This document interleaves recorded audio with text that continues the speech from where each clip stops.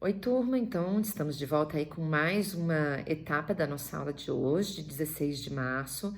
Nesse segundo momento, o nosso debate seria acerca da pesquisa científica, tá? A pesquisa científica é algo que vai fazer parte, na verdade, de todo o nosso semestre e é muito importante que vocês entendam as características dela, tá? Então, a pesquisa científica, ela vem muito do conhecimento científico, né? E é o método, na verdade, que a gente usa para trabalhar as etapas, para trabalhar os processos e organizar aí como a gente vai realizar todo um experimento ou como a gente vai aí buscar aprofundar os nossos conhecimentos acerca de algum tema, tá? Dentro da pesquisa científica, a gente considera algumas etapas como essenciais para que ela ocorra. Então, a primeira delas é a definição de um tema. O tema, ele pode ser, por exemplo, essas novas situações que têm sido votadas. Se a gente considera, por exemplo, os aspectos do direito, a gente pode falar sobre a nova previdência, sobre as novas regras trabalhistas, né? Então, são questões atuais e que poderiam virar pesquisas para que vocês buscassem conhecimentos mais profundos sobre eles, tá? Então, a gente teria aí um tema a ser utilizado como base que daria e que nortearia, na verdade, as demais questões que viriam a partir daí. A partir disso, a gente trabalha o que a gente chama de problema.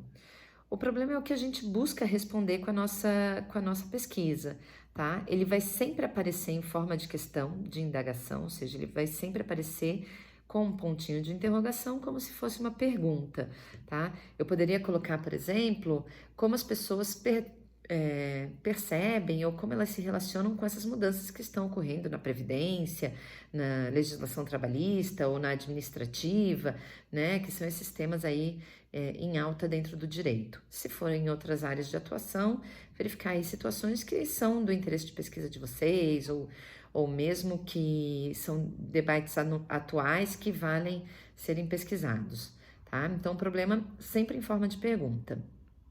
Baseado nesse problema, a gente levanta aí as nossas hipóteses. As hipóteses são afirmações, são como respostas prévias a esse problema, que elas podem ser validadas ou não, né? Então, a partir do momento que a gente fala que o conhecimento científico ele se dá por meio de testes, de experimentações, a gente vai fazer justamente isso com as nossas hipóteses, levar isso para testes, para verificações, ou para aprofundamento do nosso conhecimento através de bases bibliográficas, de artigos científicos que as validem ou não. Importante, mesmo aquelas hipóteses que a gente não valida, elas também geram conhecimento, porque elas fazem a gente perceber que aquilo não é uma verdade, que aquilo não pode ser tido como uma afirmação, tá? Então, de uma forma ou de outra, validando ou não uma hipótese, a gente gera conhecimento. Depois disso, a gente determina o que seriam os nossos objetivos. Os objetivos a gente separa entre objetivos geral e objetivos específicos, tá? Normalmente, os objetivos específicos, eles norteiam os nossos capítulos. Então, se eu for trabalhar uma dissertação ou se eu for trabalhar um artigo científico, os meus objetivos específicos, eles vão me ajudar a criar uma linha de raciocínio para que, posteriormente, eu fundamente, teoricamente, os capítulos da minha pesquisa, ok? Bom, objetivo a gente sempre apresenta usando verbos como este projeto, por exemplo, tem como objetivo geral expor, analisar, verificar, propor. Da mesma forma, os objetivos específicos, sempre iniciando com verbos como expor, analisar, verificar, propor ou algo do tipo, tá? Tudo depende do que a gente busca como pesquisa, do que a gente busca como resposta. A gente precisa ainda apresentar as nossas justificativas dentro de uma pesquisa, né? Principalmente quando se trata de uma pesquisa paga, a gente precisa ser coerente com o que a gente propõe, né? Até para que a gente realmente consiga fazer com que pessoas paguem para que essa pesquisa seja realizada. Não é o caso, por exemplo, de um TCC, em que a gente busca temas que são do nosso interesse e a nossa base hoje, principalmente, é focada nas bibliografias ou mesmo em teses e artigos científicos, né? Que a gente não precisa de verbas extras. Mas mesmo assim, eu preciso justificar em que isso poderia auxiliar, por exemplo, o meio acadêmico ou pessoas curiosas da área, né? Então, sempre há uma justificativa para que a gente leve esse tema que está sendo proposto para verificação e para que realmente contribua, seja academicamente ou mesmo socialmente, através das nossas análises e das nossas pesquisas, ok?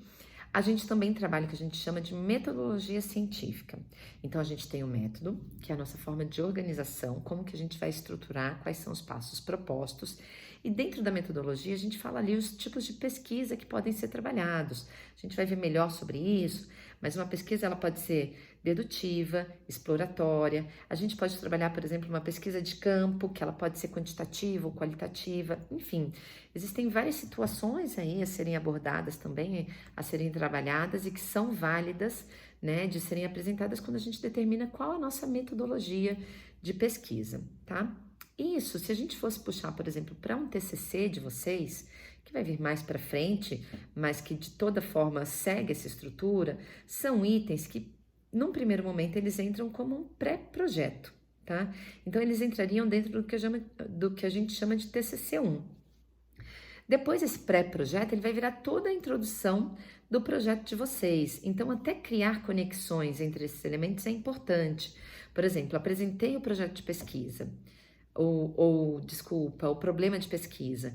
Eu não simplesmente lanço uma pergunta sem introduzir essa questão, né? Então, procurar colocar este projeto tem como problema de pesquisa e aí apresenta lá a sua questão. Baseado no problema de pesquisa proposto, encontram-se ou apresentam-se tais hipóteses. E aí apresenta lá hipóteses X, Y, Z a serem validadas, tá? Ou, por exemplo, no TCC a gente não apresenta hipóteses, mas a gente apresenta os objetivos. Então, baseado no problema proposto, tem-se como objetivo geral tais características, né? Se a gente trabalha dessa forma, quando eu pegar todo esse pré-projeto e transformar ele na introdução do meu projeto científico, do meu projeto de pesquisa, eu já tenho as conexões entre os itens, então não ficam textos soltos, tá? A gente vai procurar trabalhar isso de forma prática em sala de aula, mas é para que vocês tenham um entendimento prévio sobre o assunto.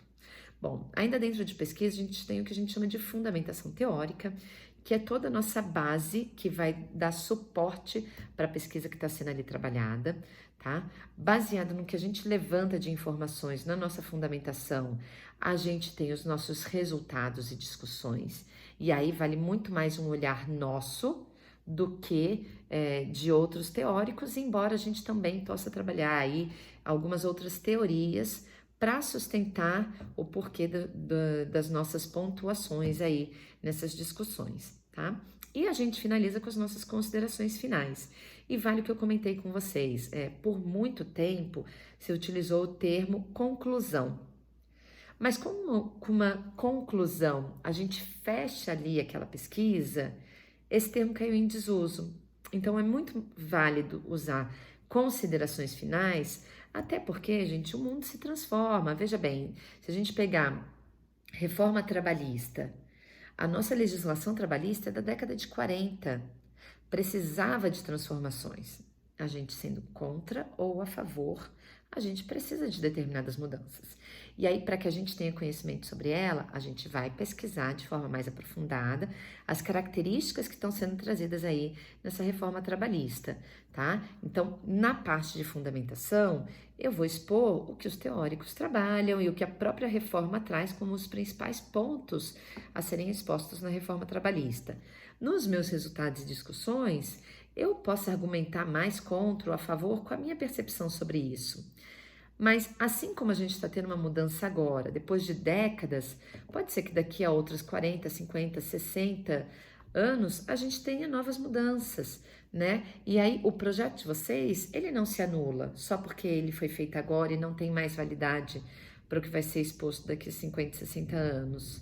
Mas ele serve como base, como história, para que pesquisadores futuros entendam todo esse contexto e essas transformações que aconteceram em relação a esse tema especificamente, tá? Então, procurar usar o termo considerações finais, porque o mundo se transforma, as situações se transformam, a tecnologia muda a nossa forma de trabalhar, inclusive organizações sociais, em que a gente, por exemplo, não possui mais redes de grupos físicas de amigos que se encontram em casa, na família, ou numa sala de aula na faculdade, mas que a gente se encontra através da internet também e possibilita gerar debates diferentes do que a gente tinha até algumas décadas, né? E não só isso, pensar nos novos meios de produção que existem, pensar nessas mudanças de legislação que existem, né? Então, tudo se transforma. Daí a importância de trabalhar considerações finais e não conclusões, ok? Bom, de uma forma bem breve é isso, tá? Anotem aí as dúvidas de vocês também para levarem para quando a gente retomar os nossos encontros presenciais. Se quiserem me mandar alguma dúvida também, eu me coloco à disposição, tá? E vamos acompanhando aí as informações que são mandadas pela instituição, pelo coordenador de curso, tá? É importante que vocês fiquem atentos, pois algumas resoluções, elas são feitas de forma mais imediata e a gente busca sempre o bem-estar do aluno e realmente entregar o que vocês buscam como informação e mesmo como conhecimento, tá certo? Um abraço a todos e até o nosso próximo encontro aí, seja ele virtual ou presencial, tá certo? Tchau, tchau!